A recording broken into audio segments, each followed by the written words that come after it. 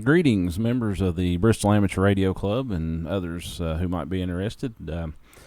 It's been a little while since I've done one of these. It's a audio go-over, I guess, of the newsletter for the Bristol Amateur Radio Club, the QRM, which I've got up on the screen here. First of all, let me apologize if there's any background noise. It's me here with the kids, and I got to get my laundry done before I go to work next week, so the washer and dryer running in the background. My amp, the wear and tear on it is caused by each time that it warms up. So if I start it during the day and I'm going to operate, even if I'm taking like an hour break, I just leave it on and in standby and don't shut it down to the end of the day. And then I've got another fan running behind me because it's been really hot lately, and I could turn it off and eliminate that noise, but it gets a little hot in my shack. So anyway, this is the August edition of the QRM, as we call it, the official newsletter of the Bristol Amateur Radio Club. And we always start out with our general announcements, as we have one. And we're pleased to announce that the next meeting of the Bristol Amateur Radio Club will be back in person, Thursday, August the 5th, 2021, at 7 p.m. It's going to be down in Bluff City at the Impact Center, which used to be their old middle school there at 337 Carter Street, Bluff City, Tennessee. You can click on this link right here. I made it into a link, and of course mine's going to ask for permission, and it will take you to Google Maps and give you the correct address. And kind of glad that I have noticed that, because somehow I have typed 337 into the newsletter, which has already went out, and I was correct. It was 317. So I'll send out an email correction here in just a little bit. But for those of you that are watching this video, well, you can click on the link and it'll get you to the right place. So I do apologize for that. I proofread everything, but it was one of those that I thought I was right to begin with. So it was kind of hard to correct that. But I guess if you did start looking for 337, it's kind of a small area, you're going to find us. So here's Street View if you want to take a look at that. Of course, that's going to be the Impact Center there, right there. This will be the first time we've met there. I've not been in the building, around the building, or anything like that per se, as far as these meetings go. So I don't know what to tell you, honestly, as far as where to park or that kind of thing.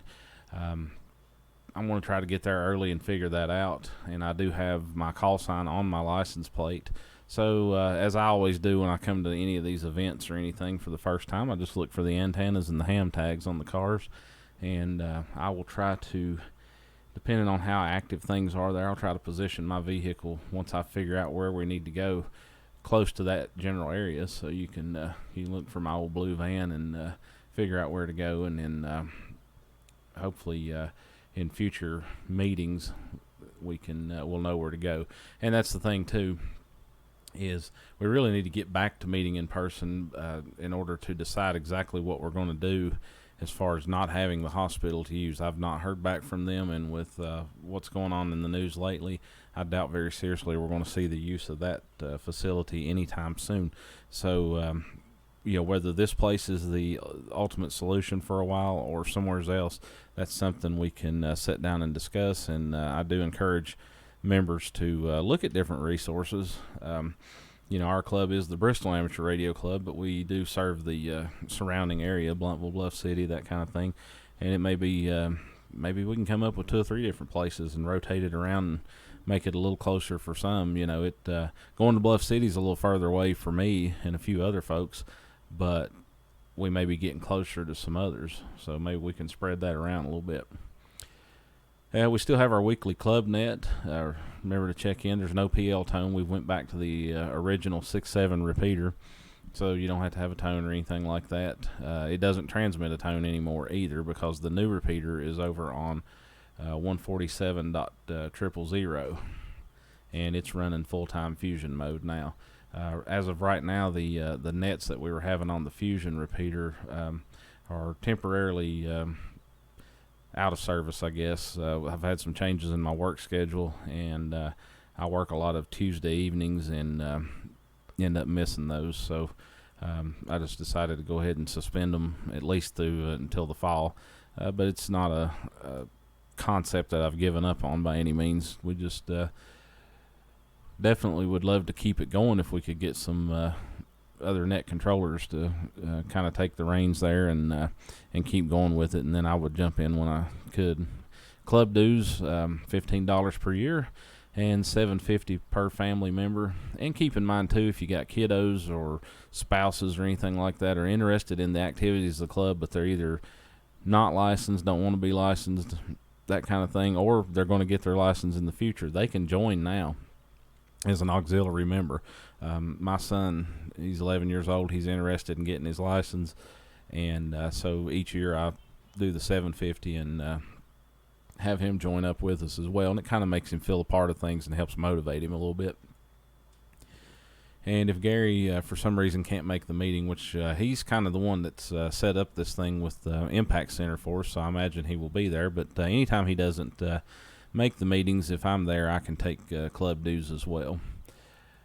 License testing session, at this time we don't have anything for that. The group that Ben and the guys were originally with apparently have got some restrictions, due to the pandemic and stuff that may be a little excessive for us to have to deal with. So that there's a possibility we may go back to ARRL for that if we get that going again. And in the president's column, I won't read this verbatim or anything, just give you the rundown. We did have the silent auction here at my house, and the club made a decent amount of money. I'll let Gary announce that officially when we come to the meeting, and it may take another cycle as those deposits come in, and typically the treasurer's report you get for August may run through like the end of June or July or something like that, but probably June at best. But we should be able to give you some kind of idea at the meeting what came in from that. And as I said, we will be meeting in person, and I will correct that address. I have a template for the newsletter I use, so I will, as soon as I get done with this video, I'm going to fix that address. If you click on the link, though, it will give you a map to the right address. It's just I typoed. And then something exciting that I think we'll get some good participation out of, and it'll be a fun event for us to do, is we plan on having a special event operation. So for those of you that are maybe new to the hobby or haven't really dabbled in the HF side, that kind of thing, special event operation is it's not always a hey, let's go somewhere and set up and operate radios. Now that certainly can happen in situations, but what we mean by special event station is we apply for a 1x1 call sign. Those are only issued on a temporary basis, usually for a maximum of about 15 days. And they are typically tied to some type of event that should be radio related type thing.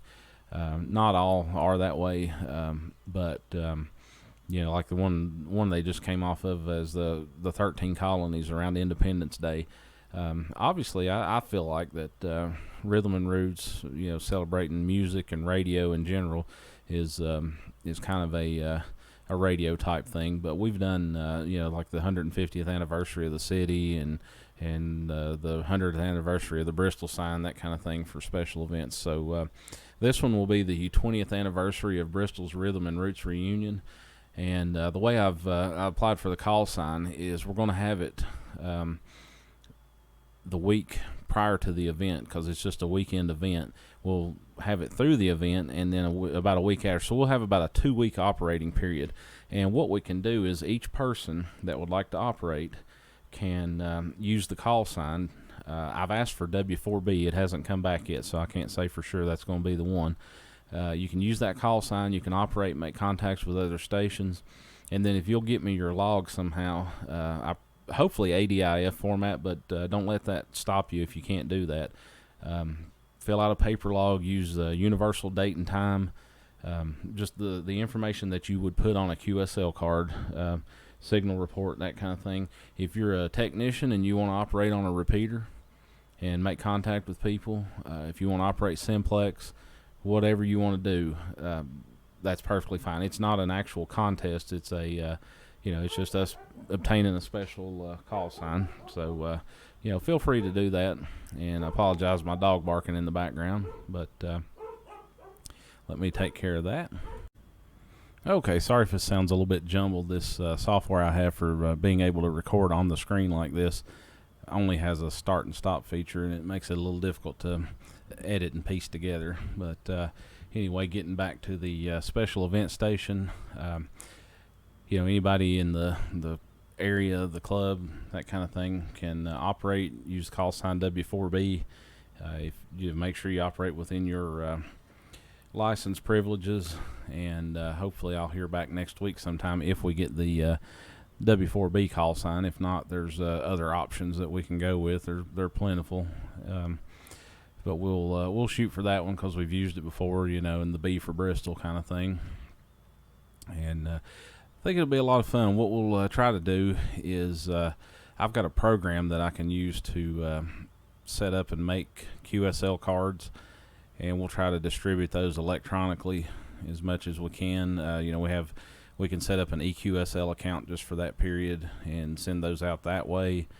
And we can also, I believe we can set up for LOTW. If not, we won't worry about that one so much. But the program I've got also has the capability of just making the card into like a PDF document, and you can send it out to people. So that's one of the reasons I'd like to get the ADIF logs. I can upload those into the program, and it'll track everything that's sent. We're going to try to push maybe for sending the EQSL version as much as possible. It seems to be the most efficient thing, and then we can send the PDFs. Will take a little bit more work, and if we need to send some paper cards, I could probably print those out. May have to ask the club, if they want to purchase like some cardstock paper, but I've got everything else, and maybe some ink or whatever. But I've got a one of those big paper cutter things. I can cut them up, and we can send those out. But that's up to the club if they want to do that. I'll bring that up Thursday night. And like I said, you can operate any mode. It's not a contest, so it's not restricted to bands. You can operate any bands. I don't see us having enough participation at one time to really have to say, okay, this person you're going to operate this person you're going to operate that. I think we'll be spread out enough that we can just look up, and if if you're running FT8 and you see W4B transmitting on FT8, then move to another mode or another band, that kind of thing. I think that will be enough. We don't necessarily have to set up a schedule or anything like that. I would like to set up probably set up a Facebook page for it, and that way you can get online if you'd like and indicate where you're at operating with the call sign. That way we can put a link to that on QRZ, and folks can look and say, oh, okay, well, here's I want to work at sideband, so here's one operating sideband, here's one operating FT8, here's one on 2 meter FM, 2 meter sideband. But I do encourage everybody to operate that as much as possible. I plan to check into a couple HF nets with it and use that call sign, and typically when that happens, you pretty much get a contact from every person on the net that you can hear them, they can hear you type thing. Another thing that I wanted to bring up is, and I'll have to pull a copy of the bylaws. It's been a while since I've had to look at them for anything, just to make sure what the procedure is. But I'd like to bring up a possible amendment to our current bylaws, which would be just an addition. It wouldn't be any kind of changing anything that's existing or in place or anything like that. When I started this round as president, spoke to M at WE4AWJ, and I asked him if he would be interested in being the club chaplain. That's something I wanted to do for a while. I know when Tom was president, he started opening the meetings with prayer, and Emmett typically he did that quite a bit. And so I just wanted to kind of recognize him for the unofficial spot that he was in, or that he seemed to do a good job with, and I asked him if he would be willing to be the club chaplain, and I just sort of made the appointment under the pretense of the president appointing a committee. Just made it a one-person committee, and it's kind of how I did it. But I would like to ask the club to make that an official club office. Of course, we can do it. If you decide to do it, we can do it however we want to. It's up to the club and the voting membership. My recommendation or request would be that the club chaplain be appointed by the sitting club president from each 1 year to the next. So when you elect a president, the president would actually appoint that office as opposed to re-electing and nominating every year. And then I have tried to change the newsletter up a little bit with the fonts and all that, so you're not having to look at the same thing every month. But as we always do, we feature upcoming contests. So what I've tried to do with that is feature all the contests that run throughout the year, and then just get rid of the ones that have passed already as each month goes along. So come January, we'll have like a whole year's worth. But one thing I also do is you can click on any of these contests and go to its respective website and look up information about the contest if you want to participate. And we're always open for any sites or any other contests. As you can see, these are mostly ARRL.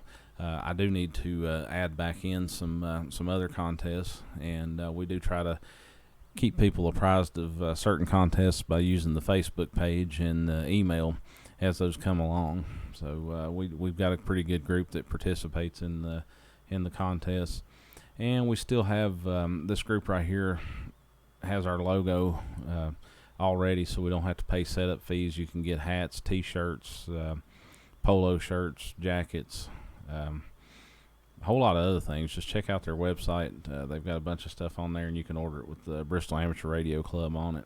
And they've also got just some generic ham radio, call sign type stuff, ARRL, whatever else. And here's our links to our social media pages. We're still Facebook. The YouTube goes to the YouTube channel that I manage, and there's sections on there for the Bristol Amateur Radio Club. Still on Instagram, and then this is a link to ARRL's information page about us.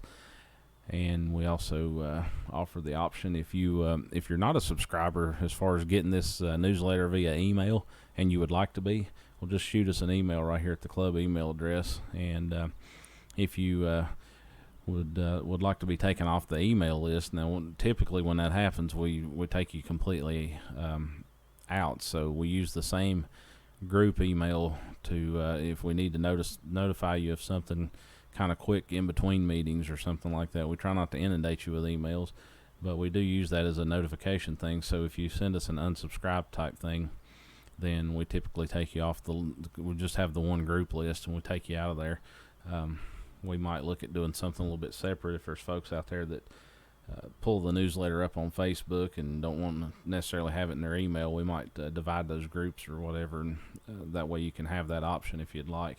I like getting it in my main email. I still send it to myself even though I make the newsletter, and that way if someone takes it over later, I'm still in the group to get it. Kind of serves as a reminder of the meetings, because I try to send those out the week of the meeting. Well, anyway, thank you for checking out the video of the newsletter. It's always kind of helpful because we can give a little more in-depth explanations of some of the things that are contained within the newsletter. So I hope to see you at the next meeting. This is N4NT 73.